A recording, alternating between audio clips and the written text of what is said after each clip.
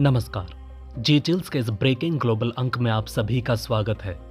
Britain के नए प्रधानमंत्री के कश्मीर ऐलान पर पाकिस्तान में हड़कंप। ऋषि सुनक तो चले गए, लेकिन ब्रिटेन के चुनाव में 26 भारतीय मूल के सांसद चुने गए। ऋषि सुनक की हार के बाद पीएम मोदी का बड़ा ऐलान। हिंदुओं ने नहीं दिया ऋषि सुनक को वोट, खुलासे से सब हैरान। मुसलमानों ने नहीं दिया लेबर पार्टी का साथ, लेकिन फिर भी जीत गए स्टारमर। जयशंकर के दोस्त बने ब्रिटेन के विदेश मंत्री। इसी महीने भारत आकर करेंगे एफटीए फाइनल। पिता मैकेनिक, मां नर्स, लेकिन फिर भी वैश्यालय की छत पर पढ़ाई करके ब्रिटेन के प्रधानमंत्री बन गए स्टारमर। विदाई भाषण के समय भावुक ऋषि सुनक का बड़ा ऐलान। अक्षता मूर्ति का महंगा ड्रेस हुआ वायरल। ब्रिटेन के प्रधानमंत्री का सैलरी जानकर हो जाएंगे हैरान। इन सभी हेडलाइंस के अलावा वीडियो में जानेंगे और भी बहुत कुछ, लेकिन आगे बढ़ने से पहले आप सभी के लाइक और कमेंट के लिए दिल से शुक्रिया। कीर स्टारमर ब्रिटेन के नए प्रधानमंत्री बन चुके हैं और कश्मीर को लेकर पीओके पर उनका स्टैंड भारत के पक्ष में साफ क्लियर है। ये पाकिस्तान के लिए बड़ी मुसीबत हो सकती है। उनके कार्यकाल के दौरान ब्रिटेन के संसद में भारत के कश्मीर और पीओके को लेकर भारत के पक्ष में नए कानून भी बनाए जा सकते हैं। आखिर ऐसा हम क्यों कह रहे हैं, आइए इसके बारे में विस्तार से समझते हैं।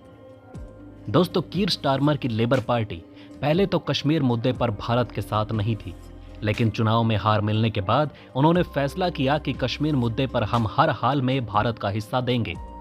लेबर पार्टी की सत्ता में वापसी के बाद भारत की कुछ पुरानी चिंताएं फिर से उभर सकती हैं। पिछले प्रमुख जेरेमी कार्बिन के समय लेबर पार्टी को भारत के प्रति विरोधी माना जाता था।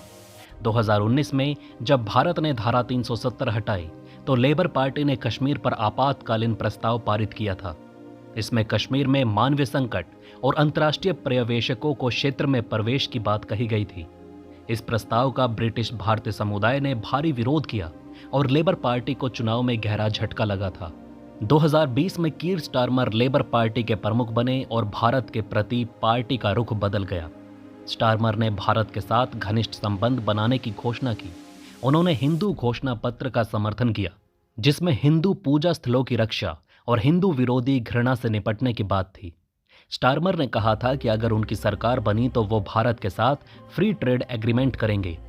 उन्होंने कहा कि लेबर पार्टी भारत और ब्रिटिश भारतीय समुदाय के साथ मजबूत संबंध बनाना चाहती है, जो ब्रिटिश अर्थव्यवस्था में बड़ा योगदान करते हैं। लेबर पार्टी ने भारत विरोधी भावनाओं को खत्म करने और प्रधानमंत्री नरेंद्र मोदी के प्रशासन के साथ रणनीतिक साझेदारी बनाने की कसम खाई है। अप्रैल में पार्टी ने सिख काउंसलर परबिंद्र कौर के खिलाफ जांच शुरू की थी, क्योंकि उन पर खालिस्तानी आतंकवादी समूहों का समर्थन करने का आरोप लगा था। दोस्तों, आगे बढ़ने से पहले चैनल को सब्सक्राइब करें, जागरूक रहें और सुरक्षित रहें। ऋषि सुनक की पार्टी की हार के बावजूद ब्रिटेन के चुनाव में भारतीयों की भी धमक दिखी। 26 भारतीय मूल के नेता हाउस ऑफ कॉमन्स के लिए चुने गए। इन सभी का नाम आप स्क्रीन पर देख सकते हैं। कंजर्वेटिव पार्टी की हार के बावजूद ऋषि सुनक ने रिचमंड और नॉर्थ लैटन सीटें बचाई। सुएला ब्रेवरमैन ने फेरहम और वाटरलूएल सीटों पर जीत दर्ज की।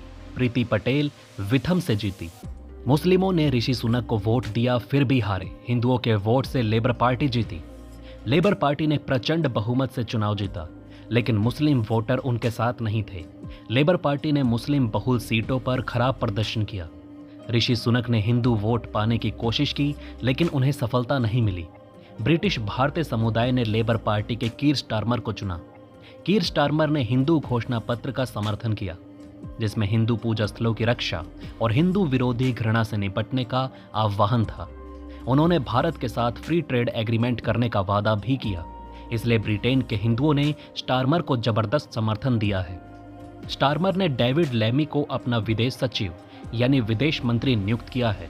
डेविड लैमी एस जयशंकर के बेहद करीबी माने जाते हैं।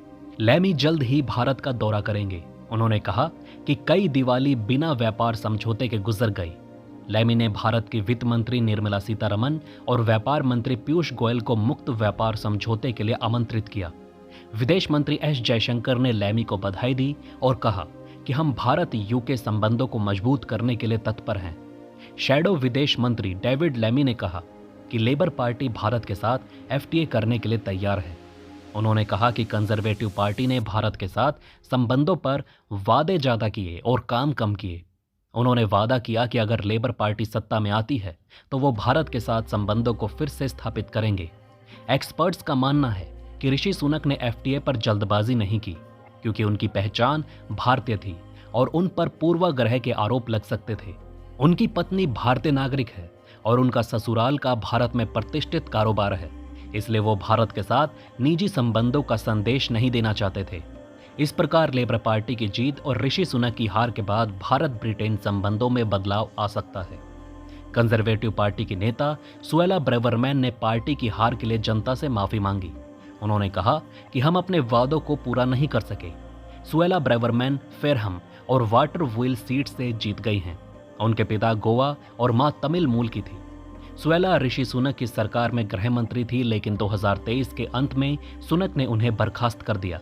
सुएला ने एक लेख में मेट्रोपॉलिटन पुलिस पर फिलिस्तीन समर्थकों का पक्ष लेने का आरोप लगाया था, जिससे सुनक नाराज हो गए थे। यूके पूर्व प्रधानमंत्री लिज ट्रस हारी, कंजर्वेटिव पार्टी के कई बड़े नाम भी परास्त। ब्रिटेन के आम चुनाव में पूर्व प्रधानमंत्री लिज ट्रस को वेस्ट नॉर्फॉक सीट पर लेबर पार्टी ने टेरी जेरमी ने 630 वोटों से हरा दिया। कंजर्वेटिव पार्टी के रक्षा मंत्री ग्रांट शेप्स, न्याय मंत्री एलेक्स चॉक, कैबिनेट मंत्री मिशेल डोनेल, पेनी मोटरेट, जैकब रीस-मॉक, जॉनी मर्शर, शिक्षा मंत्री गिलियन कीगन और संस्कृति मंत्री लूसी फ्रेजर एली भी हार गए। इस चुनाव में कंजर्वेटिव पार्टी के कई बड़े नेताओं को हार का सामना करना पड़ा है। यूके, मुझे माफ कर दीजिए ऋषि सुनक का आखिरी संबोधन।